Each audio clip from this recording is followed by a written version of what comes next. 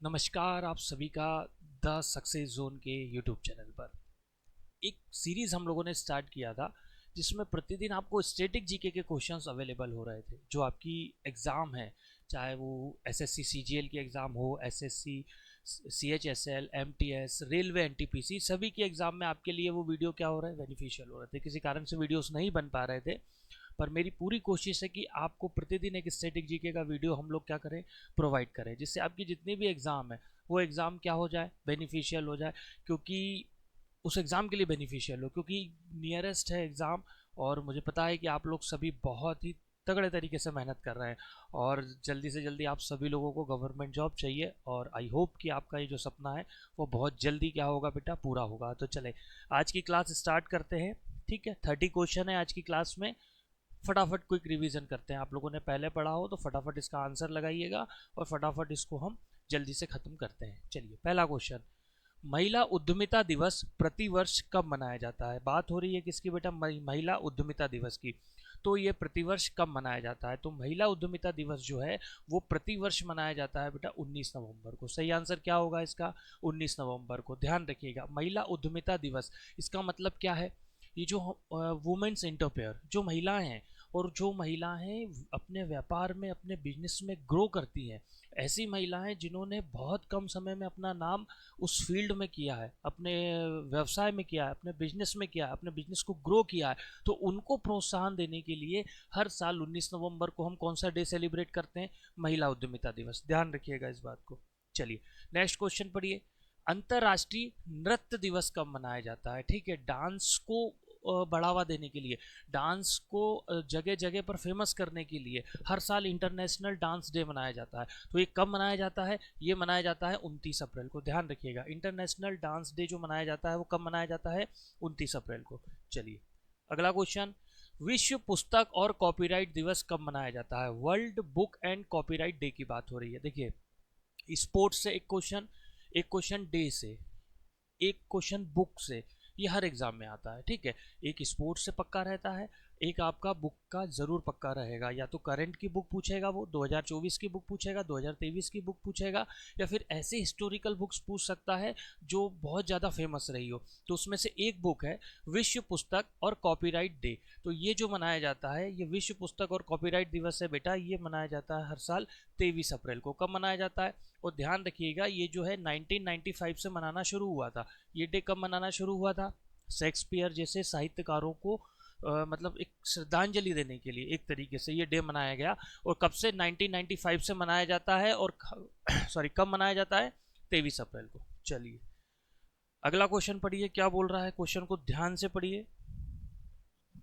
मौन मुस्कान की मार नामक पुस्तक के राइटर कौन है? ठीक है, ये मैंने बोला आपसे बुक से रिलेटेड क्वेश्चन आता है, मौन मुस्कान की मार।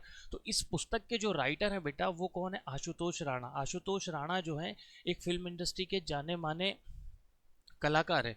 कई मूवीज़ में उन्होंने हीरो का रोल किया है, कई में विलन का किया है, कई तरीके की उन्होंने क्या किया है, कई तरीके के रोल्स किए हैं। तो उनकी एक पुस्तक है मौन मुस्कान की मार, और एक पुस्तक और है उनकी, ध्यान रखिएगा, रामराज, है ना। दो बुक ध्यान रखिएगा, रामराज भी किसकी है? आशुतोष राणा की है। और मौन मुस्कान की मार भी किसकी है? आशुतोष राणा की। ध्यान रखिएगा इस बात को। चलिए, अगला क्वेश्चन देखिए क्या बोल रहा है।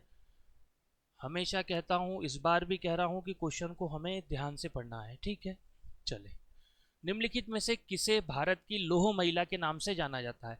मैरी कॉम, दीपिका पादुकोण, लता मंगेशकर या इंदिरा गांधी? भारत की iron lady, iron lady of India, the first prime minister of India, जो महिला थी। ठीक है, भारत की पहली महिला प्रधानमंत्री, सॉरी, भारत की पहली महिला प्रधानमंत्री, उनको आयरन लेडी बोला जाता है, जिनका नाम क्या है भाई? इंदिरा गांधी। ध्यान रखिएगा इनको। ठीक है, मैरी कॉम को क्या बोला जाता है? ध्यान रखिएगा, मैरी कॉम को बोला जाता है सुपर मॉम। क्या बोला जाता है? सुपर मॉम बोला जाता है।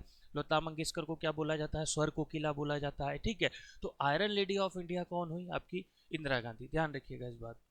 चलिए, अगला क्वेश्चन देखिए क्या बोल रहा है। कादरी गोपाल नाथ का संबंध निम्न में से किससे है?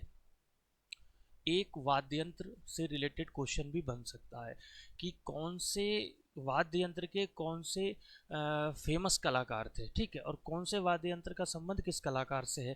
तो इसमें वही क्वेश्चन पूछ रहा है कि कादरी गोपालनाथ का जो संबंध है वो किससे है। तो कादरी गोपालनाथ का संबंध जो है वो किससे है बेटा, सैक्सोफोन से, ध्यान रखिएगा, ठीक है। चलिए अगला क्वेश्चन देखिए क्या बोल रहा है। निम्नलिखित भारतीय गायकों में से किसने राग सरिता लिखा था। राग सरिता जो बुक है वो किसने लिखी थी, किन गायकों में से, निम्नलिखित गायकों में से। पंडित कुमार गंधर्व, बाला साहब पूछवाले, रघुनाथ व्यास और विष्णु नारायण भातखंडे। तो सही आंसर क्या आएगा, रघुनाथ व्यास। रघुनाथ व्यास ने क्या लिखा था, राग सरिता, ध्यान रखिएगा इस बात को, ठीक है। चलो आगे चलते हैं, ध्यान से पढ़िए अगला क्वेश्चन क्या बोल रहा है।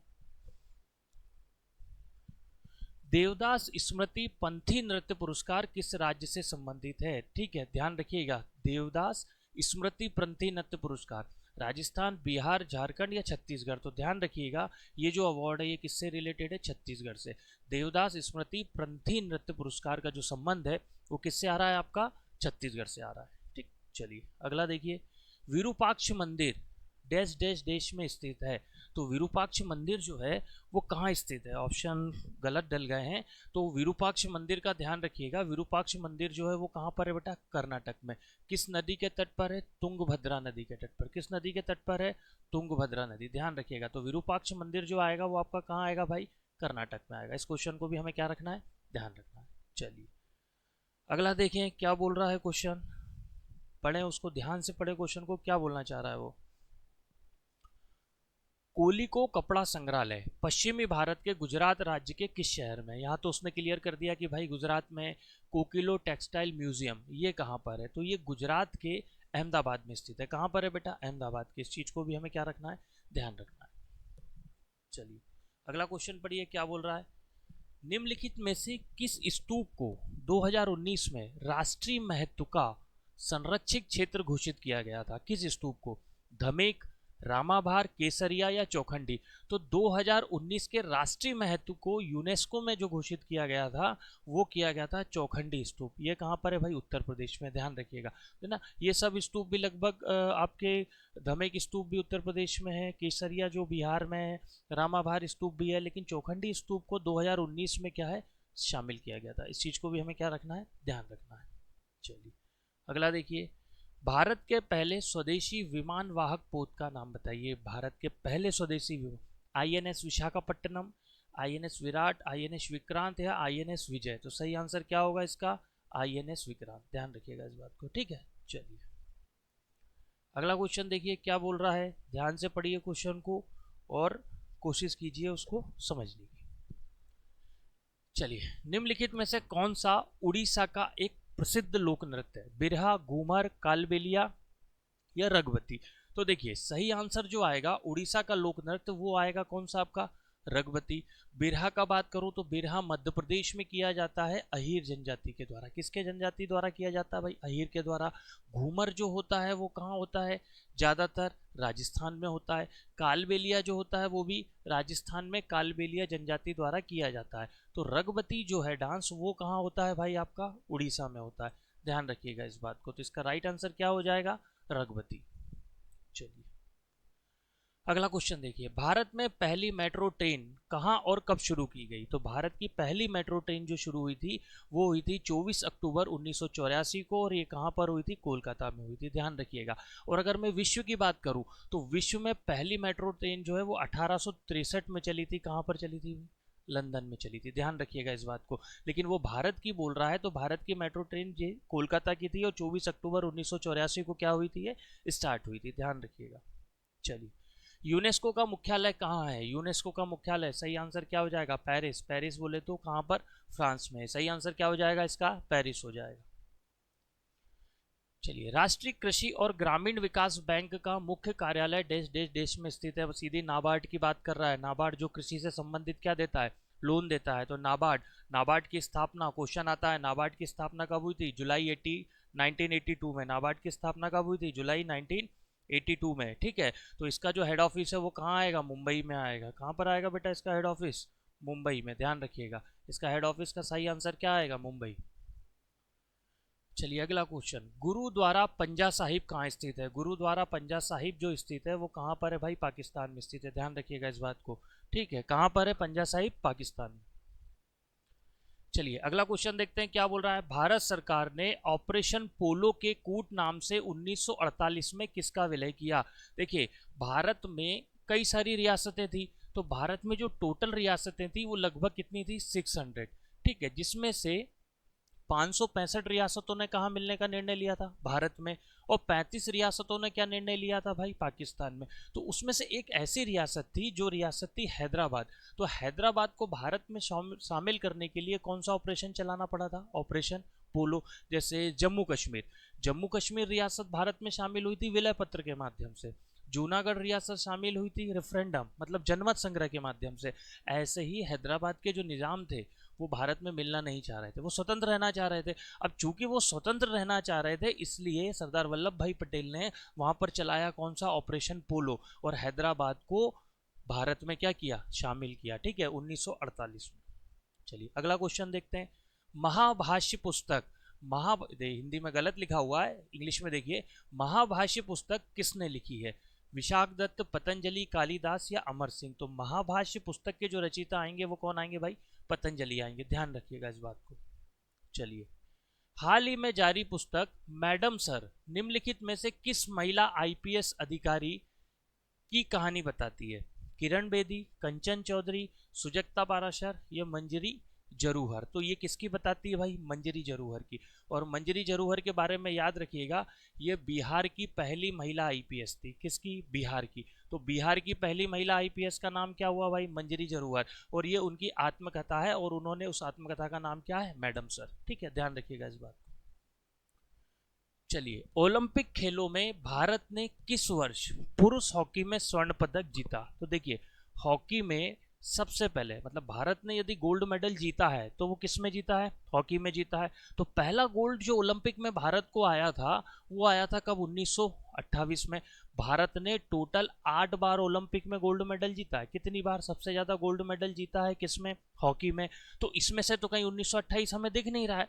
तो 1928 से लेकर 1980 तक, है ना, 1980 तक भारत ने क्या जीता है? लगातार नहीं जीता, बीच में कई बार नहीं भी जीता, है ना। तो 1980 तक क्या जीता है? गोल्ड जीता है। तो इसमें जो ऑप्शन है वो क्या है भाई? 1980। तो 1980 में भारत ने आखिरी बार हॉकी में क्या जीता था? गोल्ड मेडल जीता था। और पहली बार जो जीता था वो कब जीता था बेटा? 1928 में जीता था। ध्यान रखिएगा, सबसे ज्यादा ओलंपिक में गोल्ड मेडल यदि भारत को आया है तो किस में आया है? हॉकी में आया है। चलिए, ग्रेमी पुरस्कार जीतने वाली पहली भारतीय महिला कौन थी? ग्रेमी पुरस्कार जो संगीत के क्षेत्र में दिया जाता है, पहली भारतीय महिला का नाम था तन्वी शाह। ठीक है, 2009 में एक मूवी आई थी इस्लाम डॉग मिलेनियर, उसका एक गाना था जय हो। जय हो गाने को अलग अलग लैंग्वेज में इन्होंने गाया था, है ना, इसलिए उनको क्या मिला था? Grammy award. और भारत की तरफ से पहला ग्रेमी अवार्ड जीतने वाले व्यक्ति का नाम था रविशंकर। ध्यान रखिएगा, भारत की तरफ से पहला ग्रेमी अवार्ड जीतने वाले व्यक्ति कौन थे? रविशंकर थे। ठीक है, और ये जो भारतीय महिला थी ये कौन थी भाई? तन्वी शाह। ध्यान रखें। चले अगला देखें। अंतर्राष्ट्रीय फिल्म पुरस्कार प्राप्त करने वाली प्रथम भारतीय अभिनेत्री निम्नलिखित में से कौन थी? तो इंटरनेशनल फिल्म अवार्ड प्राप्त करने वाली पहली अभिनेत्री का नाम आ जाएगा आपका सुचित्रा सेन। ठीक है, ध्यान रखिएगा, इंटरनेशनल, नेशनल भारत की बात नहीं हो रही है, बात किसकी हो रही है? इंटरनेशनल की। तो पहली भारतीय महिला कौन हो जाएगी? सुचित्रा सेन। चलिए, मिशिंग जनजाति के लोग किस द्वीप पर निवास करते हैं? कई जनजाति हैं। ठीक है, भारत में भी कई जनजातियां पाई जाती हैं और ये भारत की ही जनजाति है। इस जनजाति मतलब मिशिंग जनजाति के लोग किस द्वीप पर निवास करते हैं? मांजुली द्वीप पर। किस द्वीप पर करते हैं? मांजुली। सही आंसर क्या हो जाएगा भाई इसका? मांजुली द्वीप। चलिए अगला, छोटा नागपुर के आदिवासियों के अनुसार डैश डैश डैश को दिकू कहा जाता है। तो छोटा नागपुर के आदिवासी दिकू किसको कहते हैं? तो दिकू कहते हैं वो बाहरी व्यक्तियों को। जो बाहरी व्यक्ति होते हैं, छोटा नागपुर से बाहर के जो व्यक्ति होते हैं, उनको छोटा नागपुर के लोग किस नाम से संबोधित करते हैं? दिकू नाम से संबोधित करते हैं। तो ध्यान रखना इस बात को। चलिए अगला क्वेश्चन, संथाल समुदाय भारत का एक जनजाति समूह है। ये कहाँ रहता है? पूर्वी भारत में, उत्तरी भारत में, दक्षिणी भारत में या पश्चिमी भारत में? तो संथाल जो जनजाति है वो मूलतः आपको कहाँ मिलेगी? देखो, एक मिलेगी आपको पश्चिम बंगाल में भी मिलेगी, ठीक है, आपको कहाँ मिलेगी? उड़ीसा में भी मिलेगी, ठीक है, आपको कहाँ मिलेगी भाई? मिजोरम में भी मिलेगी, ठीक है, और आपको कुछ संथाली लोग कहाँ पर मिलेंगे भाई? झारखंड में भी मिल जाएंगे। तो ये जो जनजाति है ये ज़्यादातर जो मिलती है वो भारत के कौन से हिस्से में मिलेगी? पूर्वी हिस्से में मिलेगी। तो इस चीज को भी हमें क्या रखना है? ध्यान रखना है। चलिए अगला क्वेश्चन देखते हैं।